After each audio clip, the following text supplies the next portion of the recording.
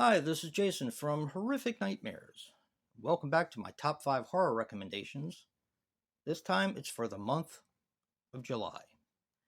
Now, in July, I watched 53 movies. I know that's down from what I normally watch, but I've had a lot of stuff going on, so I haven't had time to watch a ton of movies. Now, the movies that I watched that I do not own, the first one, unfortunately, I can't talk about. I got an advanced screening of a fantastic movie, absolutely fantastic. It should be out sometime in October, which then hopefully I can talk about it more. The other ones I watched is The Pizza Man, which was recommended by Joe the Horror Man, and I was able to find it on a channel that I subscribe to, and it was kind of fun. I mean, it was very low budget, very SOV, but I did enjoy it. And the last one I watched that I do not own, I got off of my DVR. I watched a movie called Exposure, which does have a release by Scream Team Releasing, but I was curious about it and even more curious of whether I should eventually buy it or not. So let's get right in to my extras, I guess, before we get into the honorable mentions. The first one is the Damashin trilogy. Now, the reason why these do not appear in my honorable mentions or my top 5 is because I have seen some of these and some parts of these from when I was younger. These movies are absolutely fantastic. Arrow did a fantastic job with them, and these movies are so much fun. Um, you have Damajin, The Wrath of Damajin, and The Return of Damajin, and they're just awesome, awesome movies. I can't say enough about them. A lot of fun. If you like kaiju stuff, you'll definitely dig these. So yeah, and I wasn't sure if I was going to share this or not, but I figured why not. I did watch Marnie this month. Now, Marnie has a little bit of a special story. A story that is probably 46, 47 years in the making. I remember seeing this, and this is also why this doesn't appear on my top 5 or my honorable mentions. I remember seeing this when I was younger, and there was a part in a movie that I could not remember what movie it was because I was over my parents' friend's house, but it traumatized me when I was a young kid. So I'm watching Marnie, and all of a sudden that part comes on, and it's like the my whole life went back to when I was like 4 or 5 years old. And it's really amazing what movies can do when they get inside your mind.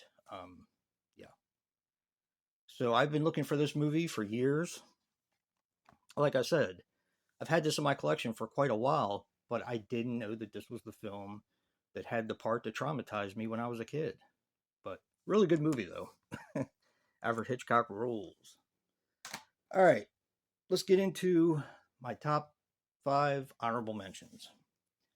My first honorable mention is Megan. I finally got a chance to see Megan, and I did enjoy it. I like Child's Play better, and to me, they are very similar in structure. But I did enjoy it. I found myself really enjoying it. I wish there was a little bit more blood and gore, but I did have fun with it. So we have Megan as a first honorable mention. I know I was a little late to the party with that one. And the other honorable mention is Just Desserts. Now, this was recommended to me by Lonnie from Body Bags. He is our Saturday reviewer. Yeah, Saturday reviewer. And he had told me that Just Desserts, not only being a great documentary, but also had a special feature on it where it was the Tom Savini, master of special effects and makeup, which was on videotape a long time ago. And it is on there. So this was really cool to see. Not to mention it being a fantastic documentary. So, yeah, Just Desserts, The Making of Creepshow. All right. Coming in at number 5 is a Hammer film called Demons of the Mind. Now, I had never seen this one, and it is absolutely fantastic. I loved every minute of it. More psychological horror than regular horror, but it's it's really good.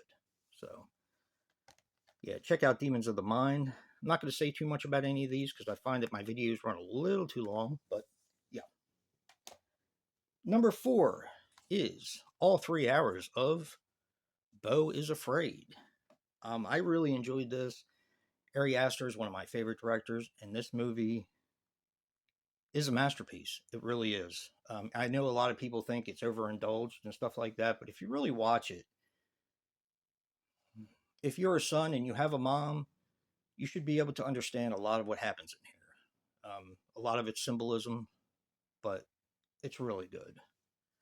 But you have to be kind of a fan of a little bit of kind of like offbeat films. So, Beau is Afraid. Coming up at number 3 was maybe the biggest surprise. A movie I picked up called Initiation. I'd never heard of this film. This film is a slasher movie, and it is absolutely fantastic. Don't know why this isn't talked about more. I absolutely loved it. Yeah, really good movie. Initiation. Love the mask. Yeah, acted really well. The only thing I'll say that was a little bit of a con for me, because I don't know if I'm going to review this or not, is the distracting texts. But I understand they have to put them somewhere. So if you watch it, you'll understand what I mean. And that's Initiation. Number 2 and number 1 could almost be interchanged. Almost. But number 2 is A Knock at the Cabin.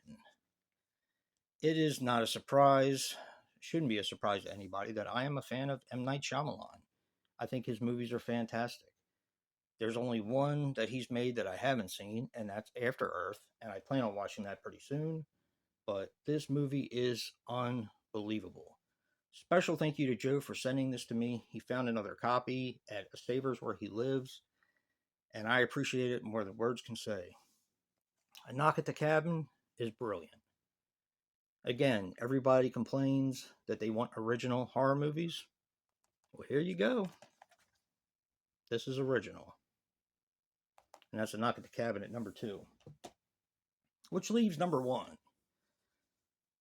Yes, number 1 is Subspecies 5, Blood Rise. Man, this movie is so damn good. Most of you who know me know I am a huge Subspecies fan. This movie absolutely blew me away. They reused Kevin Spiritus, as a different character in the film. This is how you do a sequel / prequel, and man, I want to see so much more of this. I was actually sad when it was over. It was done so well. It was shot beautifully. I don't really know what else to say other than it'll probably end up being my favorite horror film of 2023. I can see that being the case.